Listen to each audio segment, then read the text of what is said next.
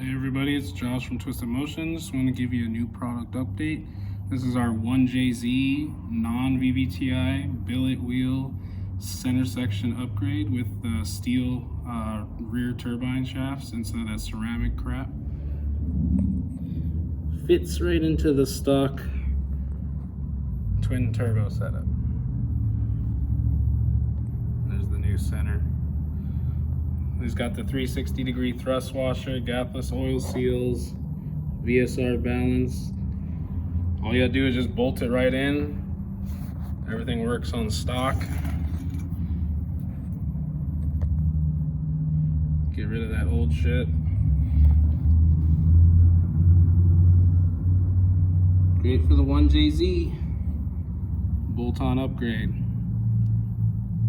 TwistedMotionLV.com.